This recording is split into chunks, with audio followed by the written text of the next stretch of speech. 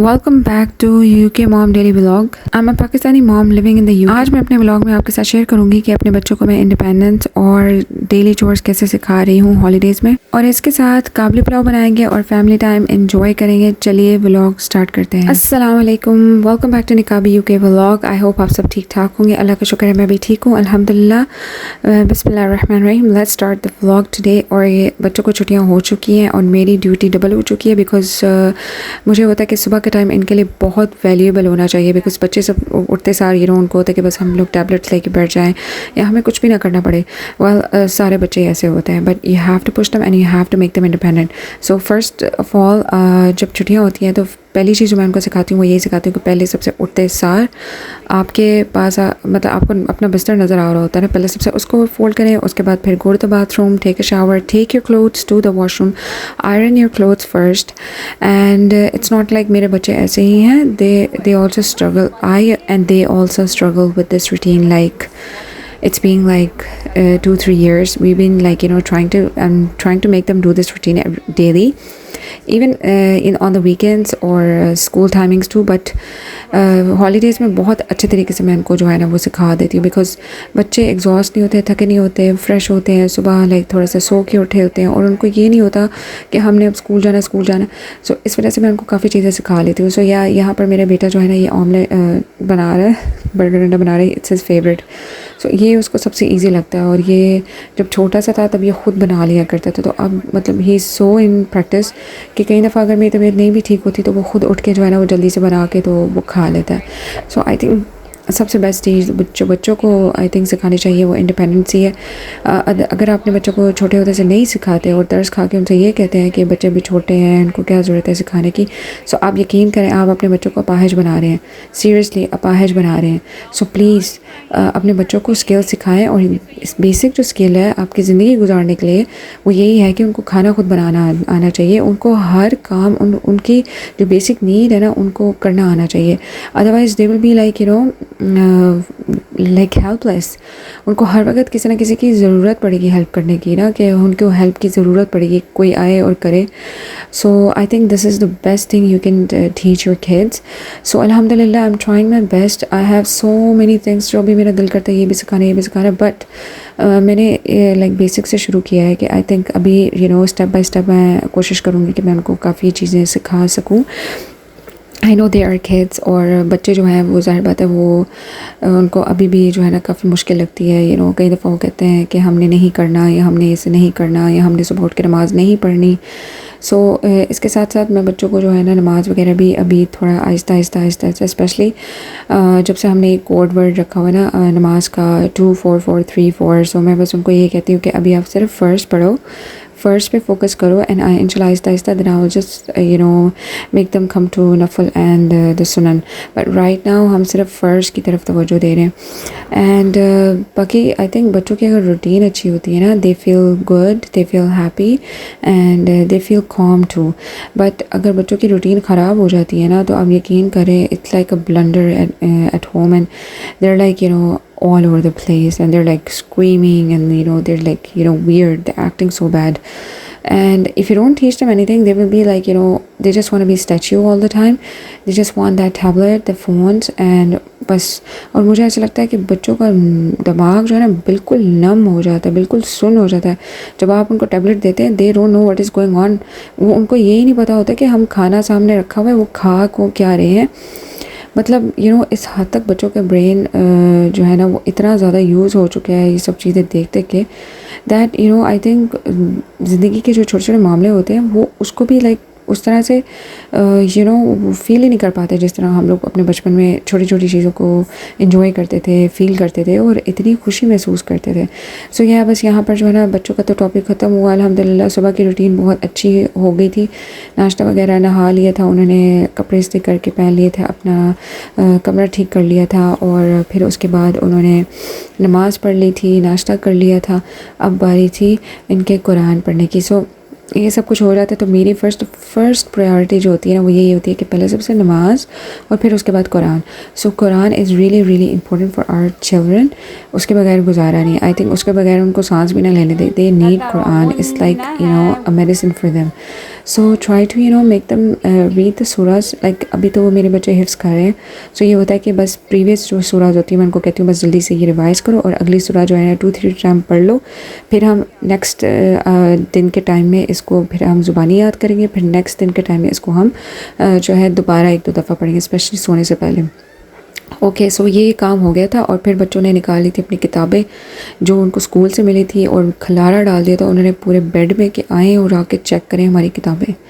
So mummy जो life होती है ना वो is like all over the place. Like मुझे ये भी होता है कि अच्छा मैंने खाना भी करना, मैंने ये भी करना है। सो हमारा कल का प्लान था, हमने एयरक्राफ्ट जाना है इंशाल्लाह।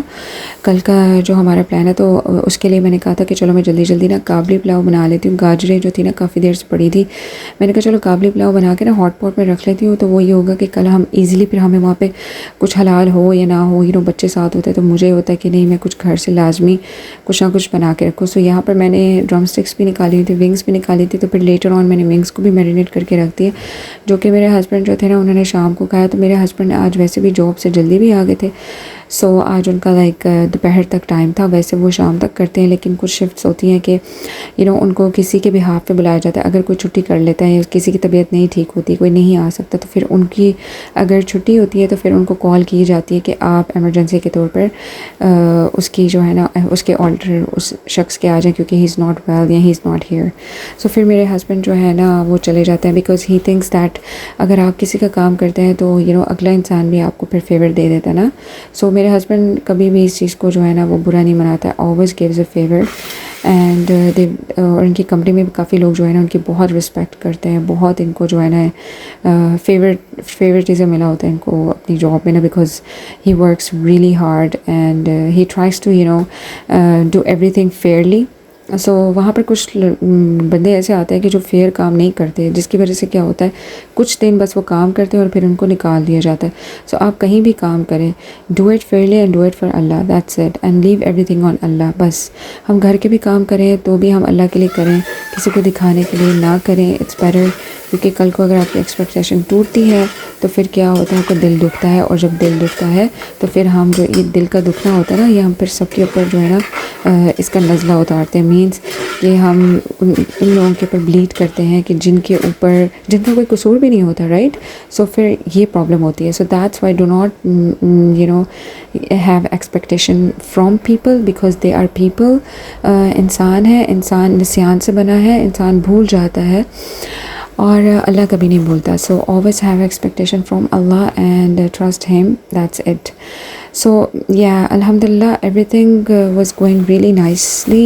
Now kids उन्होंने कुरान का कर लिया था, सब कुछ कर लिया था। अब मैंने उनको पीछे गार्डन में भेजा था कि जाके जो है ना थोड़ी देर आप लोग खेल लो। सो गार्डन का ये बेनिफिट होता है यूके में। आई think this is the best thing कि आप बच्चों को बस बाहर छोड़ दो and they like play their own self. Like मैं कभी कभी सोचती हूँ माशाल्लाह इतना क्रिएटिविटी है दोनों के अंदर, इतना कुछ मतलब वो खुद से ही खेल लेते हैं और कर लेते हैं। So I think this is also free time भी बच्चों के लिए बहुत ज़रूरी होता है।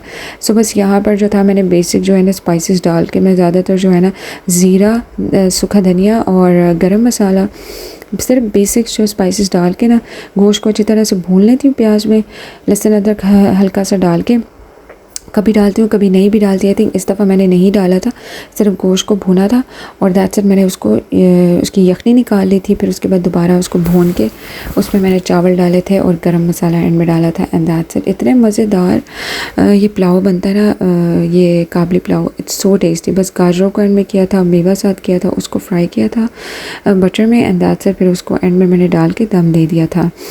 सो इस तरह की चीज़ें अगर आप पहले करके रख लें ना, स्पेशली अगर आप एक दिन पहले अगले दिन की तैयारी कर लें सो आपके लिए बहुत इजी हो जाता है। फिर इस तरह ये होता है ना कि आपने कहीं जाना होता है तो फिर आप इस तरह जो है ना थके थके नहीं होते, कहीं जाकर आप फ्रेश फील कर रहे होते हैं। सो इसलिए मेरी हमेशा कोशिश होती है कि हमने कहीं भी जाना हो ना तो मुझे तो अब तो यूके में आके ना मुझे काफ़ी आदत हो गई है कि मैं ना पहले ही कुछ ना कुछ बना के मैंने फ्रिज में रखा होता है या फ्रीज़र में रखा होता है बिकॉज़ मुझे पता होता है कि कहीं अगर हमें अचानक जाना पड़ जाता है या मेरी तबीयत नहीं ठीक होती तो एटलीस्ट एमरजेंसी के तौर पर कुछ ना कुछ जो है ना खाना पड़ा होना चाहिए। बिकॉज़ एक तो यहाँ पर रेस्टोरेंट्स में इतना महंगा खाना मिलता है और दूसरा ये कि अगर आप बाहर से खा भी लेते हैं ना तो वो जायका और वो मज़ा वो टेस्ट नहीं होता जो आपका घर में आप वज़ू करके आप पाकी नापाकी का जो है ना बाहर तो ख्याल भी नहीं करते ना।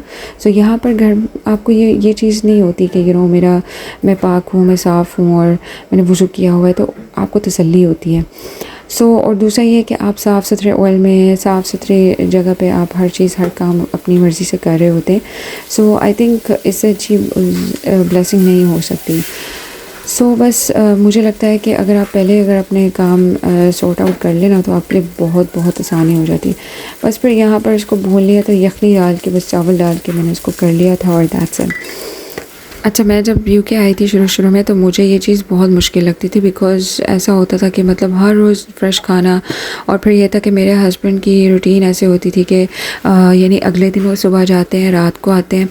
रात को अब मैंने जो आज का खाना था वो तो उनको बना के या उनको दे दिया ना। अब अगले दिन के लिए मुझे पहले ही प्रिपेयर करना है बिकॉज़ मुझे अगले दिन की पहले टेंशन होना शुरू हो जाती थी कि भाई अगले दिन मैंने उनको क्या लंच बॉक्स में डाल के भेजना है। सो उसके लिए क्या होता था मैं पहले करती थी, तो ये बहुत फ्रस्ट्रेटिंग था। एक तो होता है ना कि आप सुबह उठते हो, आज जो बनना खा लिया सबने एंड दैट्स इट ख़त्म। अब अगले दिन आप सुबह उठोगे तो आप बनाओगे ना, लेकिन मेरा ऐसा सीन नहीं होता। मेरा ये होता है कि मुझे उस दिन मैंने बनाया, हस्बैंड को दिया, फिर अगले दिन के लिए मैंने दोबारा प्रिपेयर करना।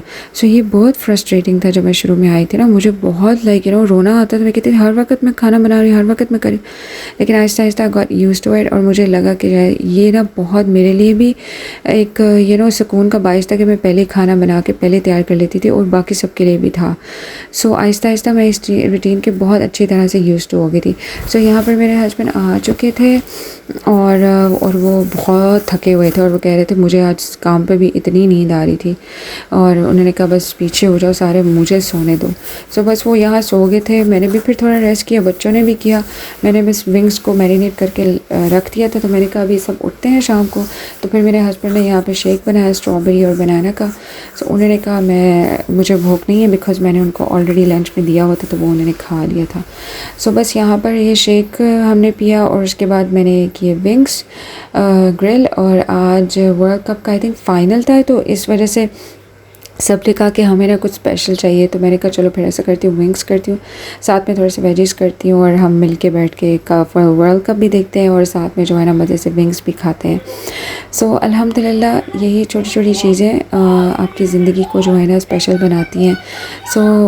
अगर आप कोशिश करें अपने बच्चों को जो है एक तो इंडिपेंडेंट बनाने की कोशिश करें, दूसरा इन छोटी छोटी चीज़ों में ना अल्लाह की नेमतें अगर हम तलाश करें ना तो अल्लाह हमारे लिए कितनी आसानियाँ पैदा करते हैं और इसी तरह अल्लाह की मोहब्बत भी दिल में आती है। इसी के साथ बस हमारा दिन ख़त्म हो गया। निकाबी होके signing off. See you guys in the next vlog. अपना और अपनों का ख्याल रखें। फ़ी अमानिल्लाह। Feels heavy on my chest. All these crowded voices in my